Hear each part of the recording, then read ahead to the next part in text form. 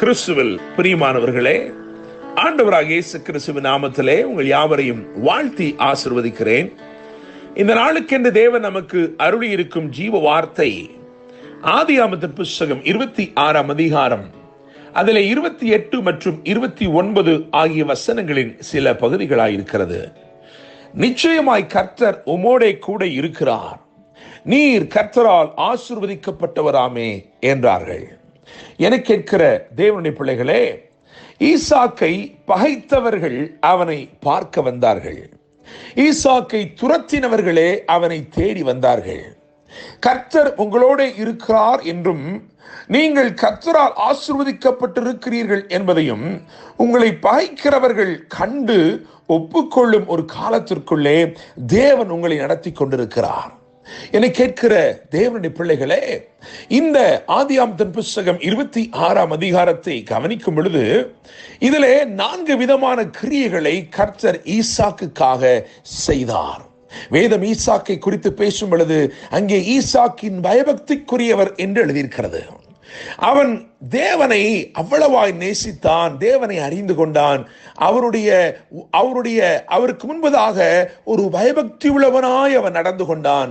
அவனை தேவன் வெகுவாய் ஆசீர்வதித்தார். தேவனுடைய பிள்ளைகளே, இந்த நாளிலே இந்த 4 காரியங்களைத்தான் நாம் இன்றைக்கு முக்கியமாய் தியானிக்க போகிறோம். தேவன் ஈசாக்கோட கூட இருந்து என்ன செய்தார் என்று 4 காரியங்களை தியானிக்க போகிறோம். இந்த 4 காரியங்களையும் நிச்சயமாய் தேவன் உங்கள் வாழ்க்கையில் அப்படியே அப்பியாசப்படுத்த போகிறார். முதலாவதாக ஆதியாகமத்தின் புஸ்தகம் 26ஆம் அதிகாரம் 12ஆம் வசனத்தை கவனிக்கும் பொழுது, பஞ்ச காலத்திலே ஒரு பரிபூர்ண நன்மையை தேவன் அருளினார். பஞ்சகாலம், அந்த தேசமே அடைபட்டு கிடக்கிறது. ஆனால் கர்த்தர் அவனுக்கு வாக்கு பண்ணுகிறார், நான் உன்னோட கூட இருந்து உன்னை ஆசீர்வதிப்பேன் என்று சொல்லி. 3வது வசனத்தை கவனிக்கும் பொழுது கர்த்தர் சொல்லுகிறார், நான் உன்னோட கூட இருந்து உன்னை ஆசீர்வதிப்பேன் என்று சொல்லி. அவர் சொன்ன வாக்கின்படியே அவர் கூட இருந்து அவனை ஆசீர்வதித்தபடியினால் பஞ்சகாலத்தில் பரிபூர்ண நன்மை அடைந்தான்.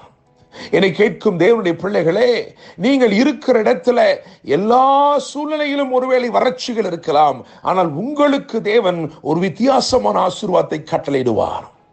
இரண்டாவதாக, பகைக்கப்பட்ட இடத்திலேயே அவன் பலுகும்படி தேவன் இடம் உண்டாக்கினார்.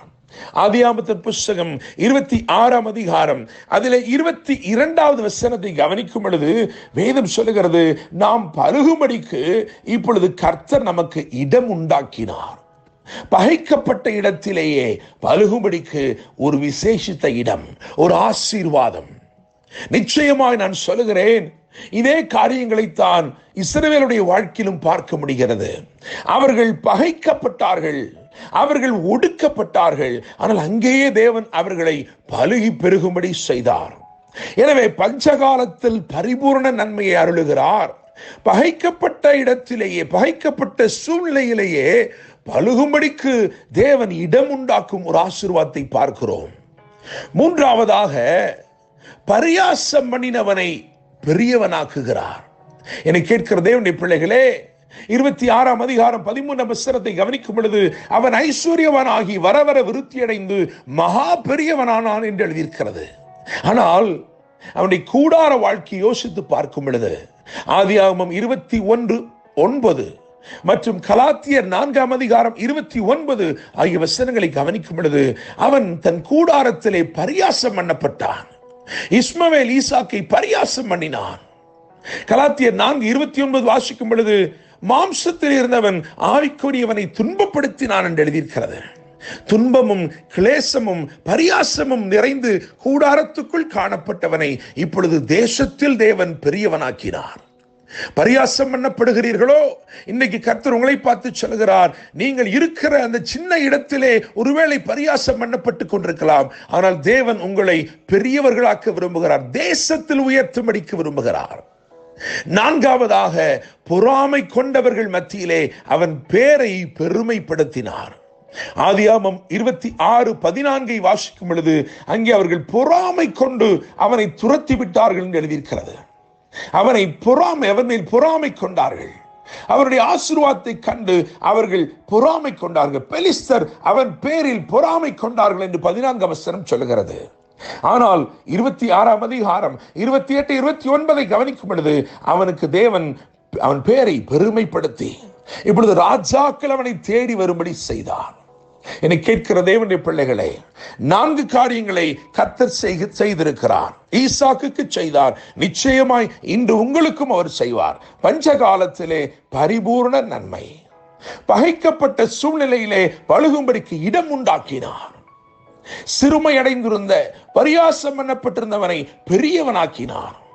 பொறாமை கொண்டவர்கள் மத்தியிலே அவன் பேரை பெருமைப்படுத்தினார்.